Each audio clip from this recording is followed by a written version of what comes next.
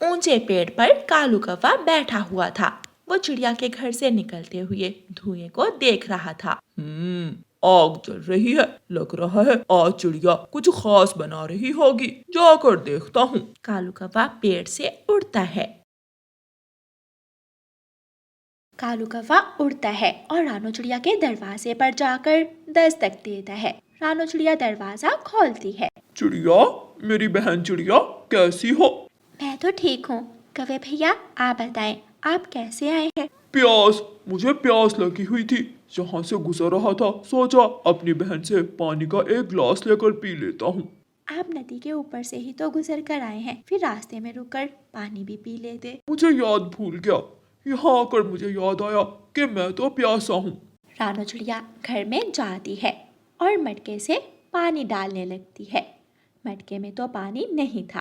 मेरे मटके से तो पानी ही खत्म हो गया। बच्चे भी आने वाले होंगे, वो भी पानी मांगेंगे। कालू, कालू भैया, अंदर आ जाओ। कालू कौवा जल्दी से चिड़िया के घर के अंदर आ जाता है। कौवे भैया, मेरे मटके से पानी खत्म हो गया है, आप थोड़ी देर मेरे घर में बैठें, मैं नदी से पानी लेकर आती हूँ। कालू कौवा तो खुशी से उछलने लगता है। ठीक है, मैं बैठूंगा। रानो चिड़िया अपना मटका उठाकर नदी से पानी लेने चली जाती है और कालू कौवा जल्दी से चिड़िया की रसोई में चला जाता है। चूल्हे पर खिचड़ी की हंडिया पड़ी थी। कालू, तेरी किस्मत, पूरी की पूरी हंडिया ही मिल गई। मैं ये खिचड़ी चुरा कर घर ले जाता हूँ। मेरे साथ साथ गोरी भी खा लेगी। कालू कौवा खिचड़ी की हंडिया उठाता है और अपने घर की तरफ निकल जाता है। रानो चिड़िया नदी से पानी का मटका भरती है और घर को वापस उड़ती है। अरे, ये कालू कौवा कहाँ गया? गुड़िया और कुकू, क्या आपने कालू कौवे को देखा है? जब हम स्कूल से आए तो कालू अंकल एक हंडिया उठाकर हमारे घर से निकल रहे थे। मेरी खिचड़ी वो ले उड़ा, मेरी खिचड़ी ले उड़ा वो। रानो चिड़िया जल्दी से रसोई में जाती है, लेकिन रसोई में खिचड़ी की हंडिया नहीं थी। कालू जी, इतनी सारी खिचड़ी कहाँ से मिल गई तुझे? ये खिचड़ी मैं चिड़िया के घर से चुरा कर लाया हूँ। मैंने चिड़िया को पानी लेने नदी पर भेज दिया और पीछे से उसकी सारी खिचड़ी उठाकर भाग आया हूँ। मेरा सुंदर पति कितना ख्याल रखता है मेरा। दोनों गोरी कौवी और कालू कौवा मिलकर खिचड़ी खाने लगते हैं। मैं अभी उन कौवों के घर जाती हूँ। रानो चिड़िया अपने घर से निकलती है और कौवे के घर की तरफ जाती है। कौवे, काले कौवे, दरवाजा खोलो, जल्दी करो, वरना मैं छोड़ूंगी नहीं तुझे। गोरी चिड़िया आ गई। अब क्या होगा? अब क्या करें? मैं खिचड़ी की हंडिया रसोई में जाकर छुपाती हूँ और तुम दरवाजा खोल दो। कालू कौवा दरवाजा खोलता है। चिड़िया, मेरे पेट में दर्द शुरू हो गया था, इसलिए मैं तुम्हारे घर से चला आया। तेरे मुंह में क्या है? क्या खा रहा है तू? वो तो मुझे रास्ते से एक लाल मिर्ची मिली थी, वही खा रहा था। और तेरी चोंच पर मेरी खिचड़ी कैसे लगी? कमबख्त, मैंने बच्चों के लिए खिचड़ी बनाई थी और तू हंडिया ही उठा कर ले आया। थोड़ी मेरे बच्चों के लिए तो छोड़ा दे। ना, मैंने तो खिचड़ी नहीं चुराई तुम्हारी। तेरे पेट में दर्द हो, तू लंगड़ा हो। काले कौवे, खबरदार, आज के बाद मेरे घर की तरफ मत आना। रानो चिड़िया वहाँ से चली जाती है। कौवा मुंह लटकाए घर चला जाता है। चिड़िया नाराज हो गई, अब वो मुझसे बात भी नहीं करेगी। कालू, चिंता ना करो, चिड़िया थोड़ी देर के लिए गुस्सा होती है, वो ठीक हो जाएगी। ऐसे कहते हुए गोरी कौवी फिर से खिचड़ी खाने लगती है, लेकिन कालू कौवे का मन उदास हो जाता है। मैंने गलती की, मुझे सारी खिचड़ी नहीं चुरानी चाहिए थी, मैं आधी चुरा लेता। कालू कौवा बात दिल पर लगा लेता है।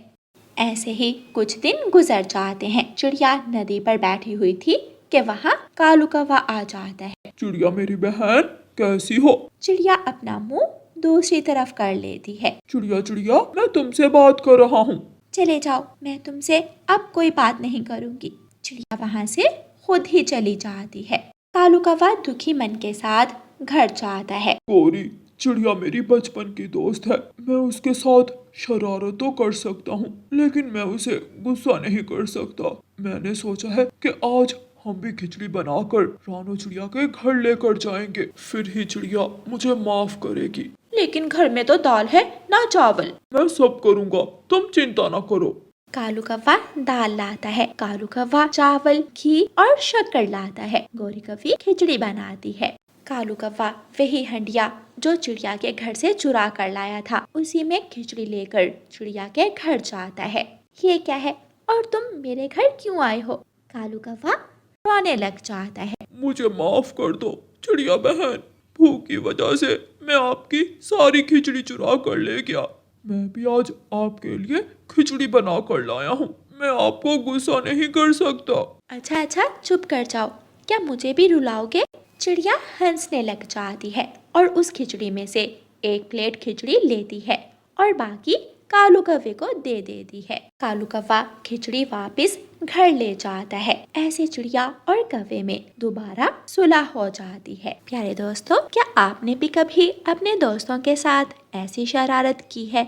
अगर की है तो हमें कमेंट में जरूर बताएं। और प्यारे दोस्तों, इस कहानी को लाइक, अपने दोस्तों के साथ शेयर और चैनल को सब्सक्राइब करना बिल्कुल मत भूलना। आपका धन्यवाद। रानो चिड़िया की ऐसी कहानियाँ सुनने के लिए YouTube सर्च बार में रानो चिड़िया की कहानी लिखें या फिर ये बटन दबाकर बोलकर कहें रानो चिड़िया की कहानी।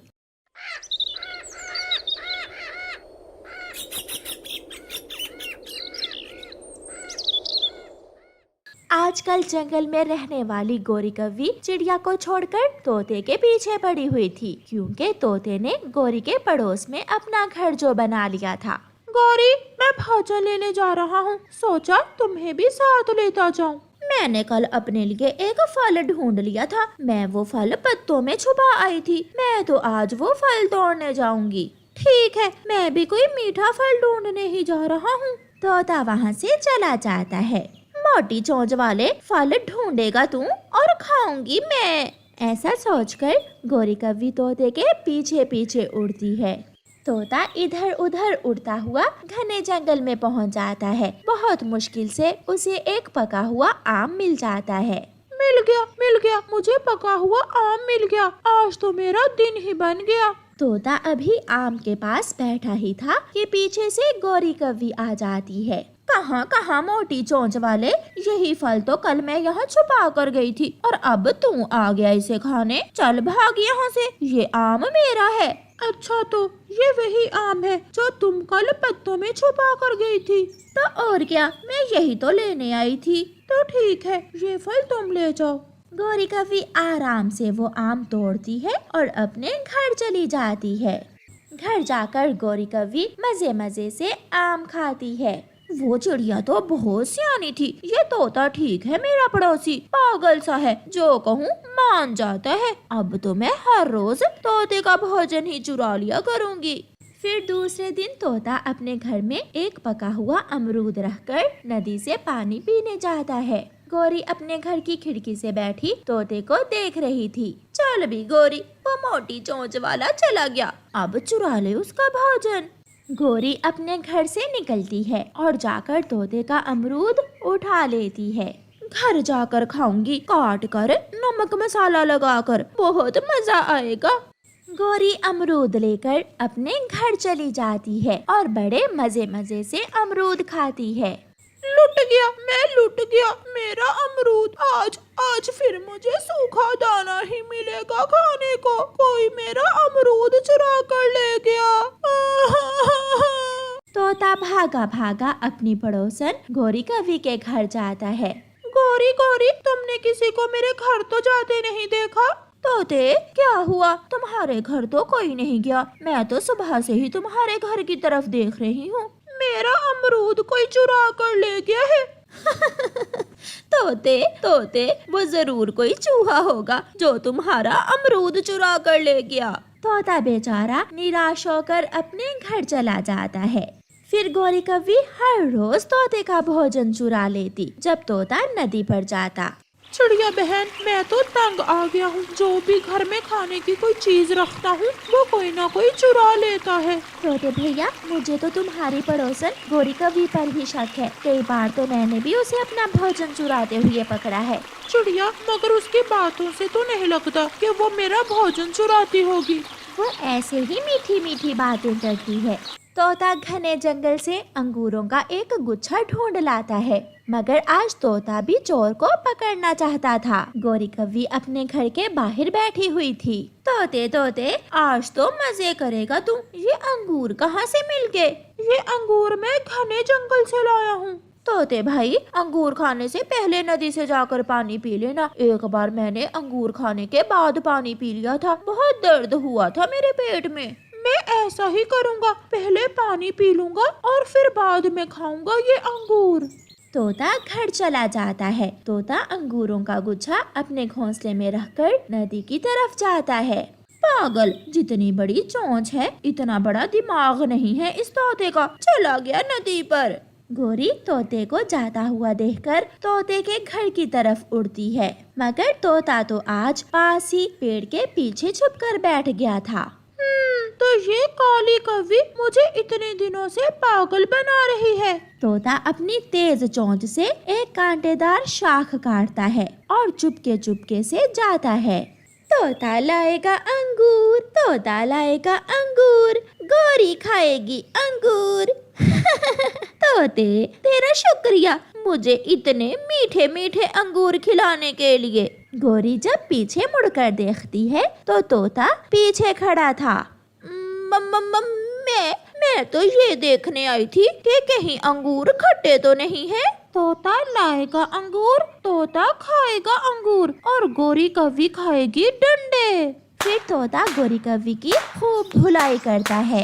मेरे हरे तोते भाई, प्लीज मेरी पूंछ पर ना मारो, ये तो पहले ही कई बार टूट चुकी है। छोड़ दो प्लीज, मुझे छोड़ दो, मैं फिर दोबारा कभी चोरी नहीं करूँगी। पीटने के बाद गोरी कव्वी रोती हुई वहाँ से भाग जाती है। सुबह से चिड़िया काम कर रही थी। चिड़िया ने सूखी लकड़ियाँ इकट्ठी कर ली थी और कुछ सूखा घास भी। चिड़िया अपने लिए घर बना रही थी। मैं तो थक गई हूँ, मगर जब मेरा घर बन गया तो सारी थकान उतर जाएगी, क्योंकि ये पेड़ बहुत सुरक्षित है। ये पेड़ मुझे तेज धूप से बचाएगा। चिड़िया फिर से अपने काम में मगन हो जाती है। एक कौवा भी अपने लिए घर बनाने के लिए कोई अच्छा, बड़ा और ठंडा पेड़ ढूंढ रहा था। ये चिड़िया यहाँ क्या कर रही है? ये पेड़ तो बहुत शानदार है, इस पेड़ पर मेरा घर होना चाहिए। कौवा चिड़िया के पास जाता है। उठाओ ये अपना सामान और निकल जाओ यहाँ से, ये पेड़ मेरा है। कौवे भैया, मैं सुबह से यहाँ काम कर रही हूँ और अब तो मेरा आधा घर भी बन गया है। मैं कल यहाँ आया था और ये पेड़ अपने लिए पसंद कर गया था। तुम्हें यहाँ से जाना ही होगा। मैं नहीं जाऊंगी, तुम तोते से फैसला करवा लो। जो तोता कहेगा मुझे वो स्वीकार होगा। अगर ये बात है तो चलो हम तोते के पास जाते हैं। चिड़िया और कौवा अपना फैसला करवाने तोते के पास जाते हैं। तोते भैया, आप जाकर देख सकते हैं, मैंने उस पेड़ पर अपना आधा घर भी बना लिया है और अब जाकर ये कौवा कहीं से आ गया है और मुझे वहाँ घर बनाने से मना कर रहा है। सुन तोते, मैं कल शाम वहाँ गया था, मेरे पास लकड़ियाँ नहीं थी। मैंने सोचा कि आज वहाँ अपना घर बनाऊंगा, मगर ये चिड़िया वहाँ आ गई और अपना घर बनाना शुरू कर दिया इसने। दोनों की बात मैंने सुन ली। कौवे देखो, चिड़िया ने अपना घर बनाने का काम पहले शुरू किया है, इसलिए वो पेड़ अब चिड़िया का हुआ। तुम किसी दूसरे पेड़ पर अपना घर क्यों नहीं बना लेते हो? सब मिले हुए हैं, तुम चिड़िया का साथ दे रहे हो। मैं ये फैसला नहीं मानता। ठीक है कौवे भैया, लड़ाई करने से अच्छा है हम कबूतर के पास चले जाते हैं। जो फैसला कबूतर करेगा मुझे वो फैसला स्वीकार होगा। हाँ ठीक है, चलो हम कबूतर के पास जाते हैं।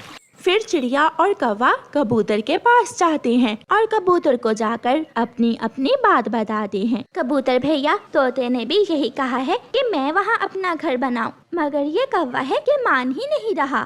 चुप कर जाओ चिड़िया, कबूतर ने बात सुन ली है, अब कबूतर ही फैसला करेगा।